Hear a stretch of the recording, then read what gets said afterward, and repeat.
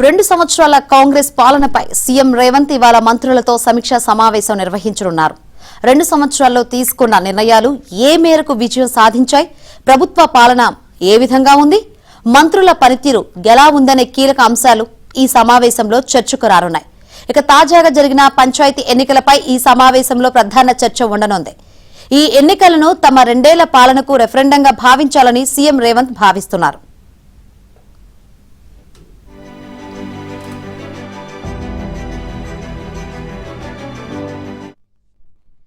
మొన్నటి పంచాయతీ ఎన్నికలు కాంగ్రెస్ 66 నియోజకవర్గాల్లో గెలుపొందింది. అయితే పంచాయతీ ఎన్నికల్లో హస్తం పార్టీ 87 నియోజకవర్గాల్లో ఆధిపత్యం కొనసాగించింది. దీంతో హస్తం పెద్దలు సంతృప్తిగా ఉన్నారు.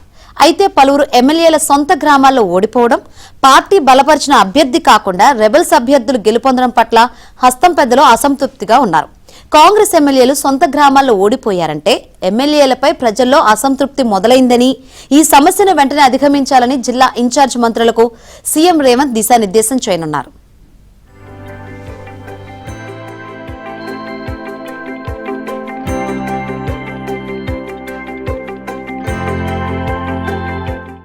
ఈ నెల చివరిలో అసెంబ్లీ సమావేశాలు ఏర్పాటు చేయాలని సీఎం భావిస్తున్నారు.